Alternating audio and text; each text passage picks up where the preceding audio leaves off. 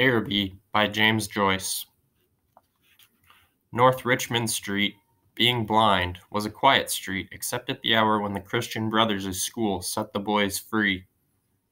An uninhabited house of 2 stories stood at the blind end, detached from its neighbors in a square ground. The other houses of the street, conscious of decent lives within them, gazed at one another with brown, imperturbable faces. The former tenant of our house, a priest, had died in the back drawing-room. Air, musty from having been long enclosed, hung in all the rooms, and the waste-room behind the kitchen was littered with old, useless papers. Among these I found a few paper-covered books, the pages of which were curled and damp. The Abbot, by Walter Scott, The Devout Communicant, and the Memoirs of Vidocq. I liked the last because its leaves were yellow. The wild garden behind the house contained a central apple tree and a few straggling bushes, under one of which I found the late tenant's rusty bicycle pump. He had been a very charitable priest. In his will he had left all his money to institutions and the furniture of his house to his sister. When the short days of winter came, dusk fell before we had well eaten our dinners. When we met in the street, the houses had grown somber.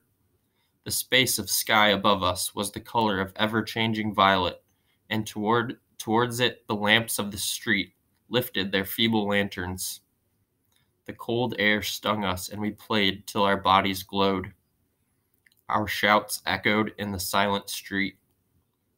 The career of our play brought us through the dark, muddy lanes behind the houses, where we ran the gauntlet of the rough tribes from the cottages, to the back doors of the dark, dripping gardens, where odors arose from the ash pits, to the dark, odorous stables, where a coachman smoothed and combed the horse or shook music from the buckled harness. When we returned to the street, light from the kitchen windows had filled the areas. If my uncle was seen turning the corner, we hid in the shadow until we had seen him safely housed. Or if Mangan's sister came out on the doorstep to call her brother in to his tea, we watched her from our shadow peer up and down the street.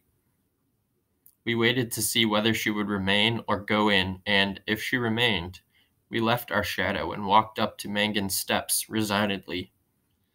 She was waiting for us, her figure defined by the light from the half-opened door.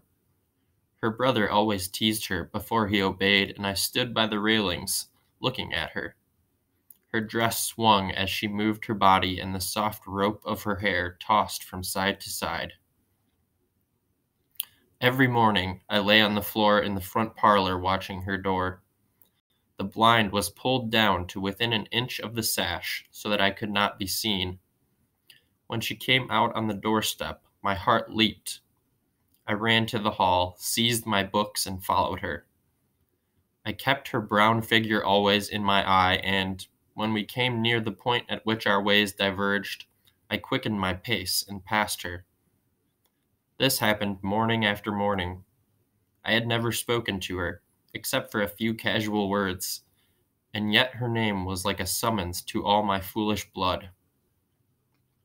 Her image accompanied me, even in places the most hostile to romance.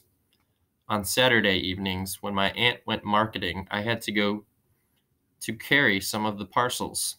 We walked through the flaring streets, jostled by drunken men and bargaining women, amid the curses of laborers, the shrill litanies of shop boys who stood on guard by the barrels of pigs' cheeks, the nasal chanting of street singers, who sang a Come All You about O'Donovan Rossa, or a ballad about the troubles in our native land.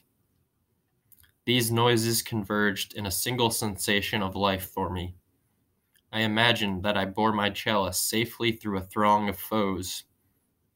Her name sprang to my lips at moments in strange prayers and praises which I myself did not understand. My eyes were often full of tears. I could not tell why, and at times a flood from my heart seemed to pour itself out into my bosom. I thought little of the future.